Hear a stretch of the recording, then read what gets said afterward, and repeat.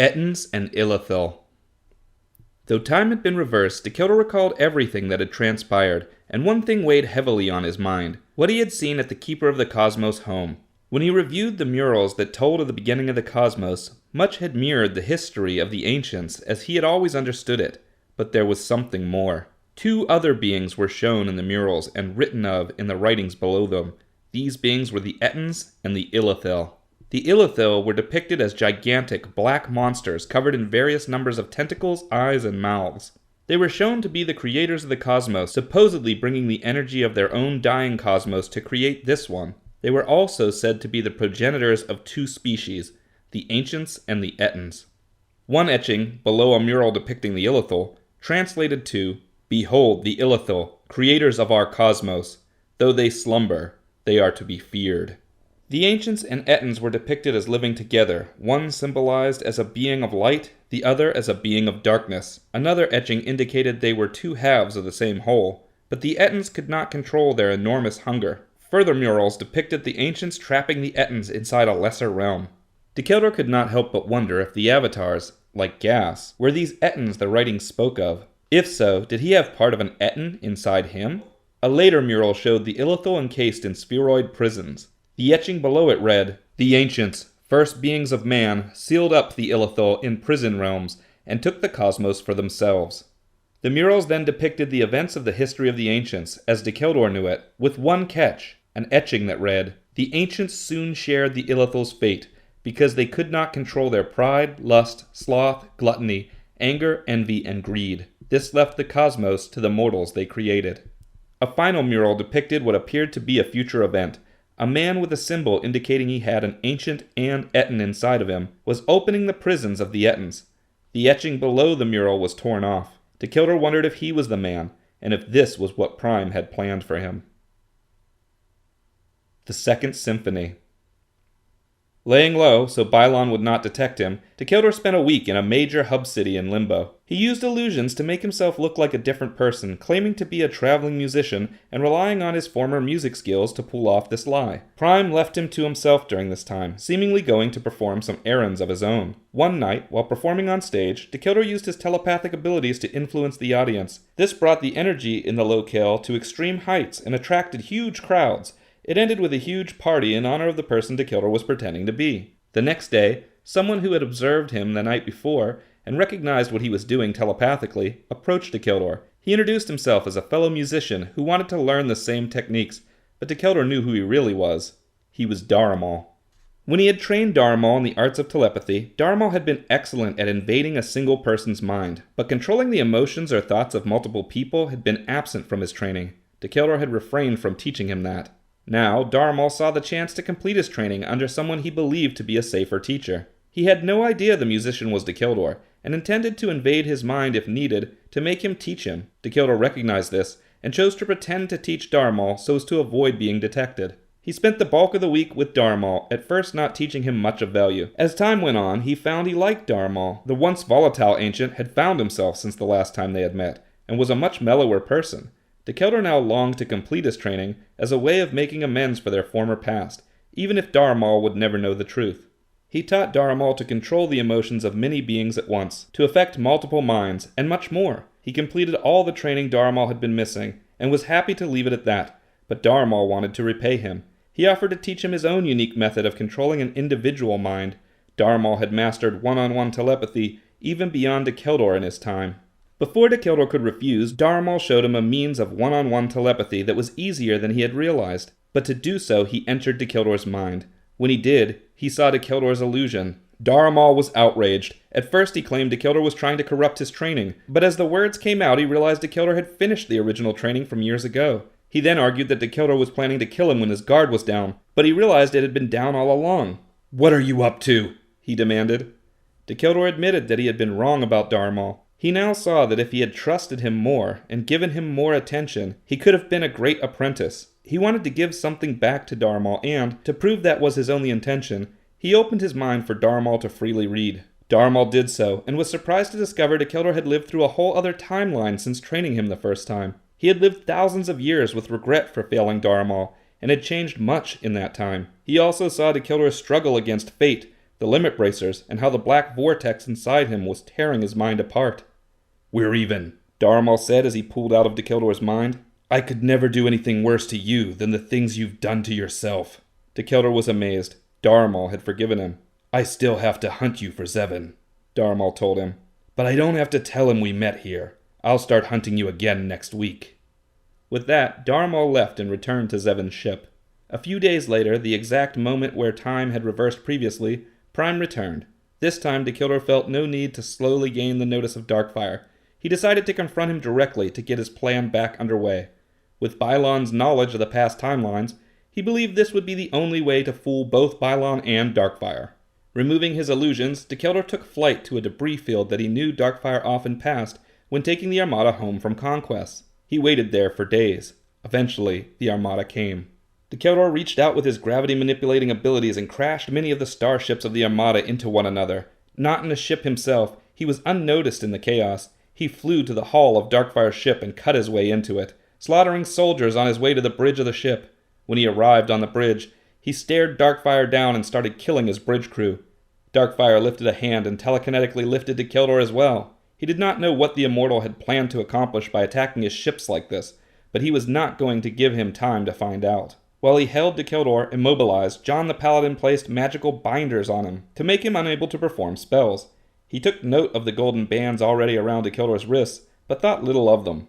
Dacheldor was brought to Castle Darkfire and locked in a cell. The cell, like the magical binders, was covered in symbols to make the use of magic impossible within. In his past, this would have rendered Dacheldor's abilities inert, but, as a Realm Lord, this had no effect on him. Still, he pretended to be powerless. Having been brought into the castle by Darkfire's guards, Dacheldor was now considered a resident of the castle, even if it was a resident of the prison wing. This meant Prime could manifest within the castle without being seen by the others there. He used the map from the data crystal he had stolen to locate the library for Dacheldor, and promised to alter surveillance from a central control room when the time was right. Though he did this, he also performed a task of his own that would only become known to Dacheldor at a later time. Dacheldor knew he could only play the part of prisoner for as long as Bylon did not know he was there. He kept Darkfire's attention, divulging half-truths, but refusing to answer most of his questions. When Darkfire got tired of this game, and looked like he was about to leave, Dacheldor let out a quick burst of electricity that shorted out all the lights in the cell. Darkfire sent a squad of soldiers to investigate what had happened in the room, but once they were inside, all that could be heard was screams. Darkfire demanded the door be sealed again, but a single soldier made it back out before it was closed. Once sealed, lights were restored and Dacheldor could be seen inside the room, the only living thing. Darkfire addressed the escaped guard as the Lucky One. Darkfire left the scene to talk to Bylon and, as he did, the guard also left. In the cell, Dacheldor screamed that he was not who everyone thought he was, but no one believed him. The guard made his way down the hallways into the Grand Library, and over to the book catalog. He made sure to look at several books so as not to arouse suspicion, then used a floating platform to reach the correct shelf. He pulled the Great Smith's book out, took a quick look at the pages, and placed it inside his armor. He walked out of the library and further down the hall. There he met Prime in a darkened control room with unconscious guards. Inside the cell, the illusion Dacheldor had made wore off, and the others became aware that the person in the cell was not Dacheldor. It was the guard. In the control room, Dacheldor removed the illusion he placed on himself to look like the guard, returning to his normal self. Prime took the Great Smith's book, doused it in temporal water, and stowed it in his armor. As the two left the control room, the guards woke up inside, unaware they were ever asleep. This was only part of Dacheldor and Prime's plan. If they wanted to keep Bylon from knowing they had come for the book, it would have to appear as if Dacheldor had another reason for getting himself captured. He strode into Darkfire's throne room, where his old armor hung like a trophy. Though he could recreate this armor, it would be easy to believe the principle of this would offend him. He took down the armor and destroyed it, then desecrated the throne room to the best of his abilities. John the Paladin found him performing these acts and attacked him. The two had a heated struggle, but John had a trick he had been waiting to try. He placed his hands into a special formation, and a small black hole opened between his palms. It sucked everything toward it, condensing it to specks of dust, but seemed to have no effect on John himself. Dacheldor buried the tip of the demon edge into the floor of the castle and fixed himself in place. He held against the pool of the black hole, but a number of John's soldiers made it to the scene. Wearing special suits to hold them in place, they slowly moved to Dacheldor's location and poked him with electrified pokers, bringing him to his knees. John dispelled the black hole and stood over Dacheldor laughing. He gloated about bringing down the former head general, and how this proved he was superior. Dacheldor unlatched one of his bracers and a shockwave radiated outward that pushed away the pokers of all John's soldiers. He leapt to his feet, but Darkfire entered and held him in place with his telekinetic abilities. "That armor didn't belong to you," Dacheldor said. Darkfire was furious. All the damage Dacheldor had caused just to settle a grudge? It seemed typical of the Dacheldor he knew. He almost laughed. A blast of energy struck the castle, rocking it from side to side.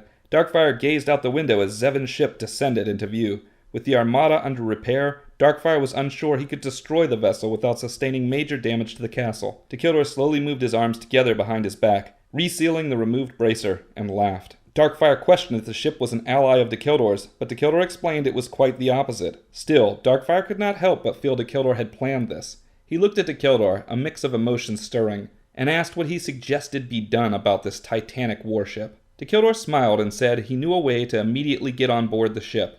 He offered to destroy it from the inside if Darkfire let him use a fission bomb from the armory, and granted him his freedom once the job was done. Deep down, Darkfire wanted to heal the divide that had grown between them, but had been struggling to find a way to do so that did not make him appear weak to the rest of the Empire. He agreed to Dacheldor's terms under one condition. Dacheldor would cease all further attacks on the Empire and become affiliated with the Empire's mercenary program. This program indicated freelance individuals that could be hired by the Empire and remained loyal, but who were not part of the Empire directly. Dacheldor agreed. John was flabbergasted. He could not believe the leniency Darkfire was giving Dacheldor, but he and his soldiers were the only ones to witness it.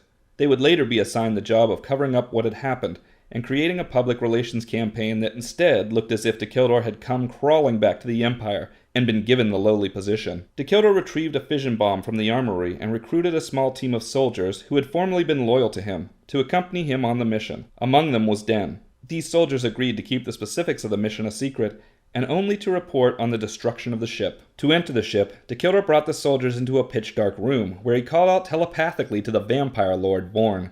A moment later, the soldiers found themselves and Dacheldor in a dark closet on board Zevin's ship. They had been transported through the Shadowfold, but were unaware.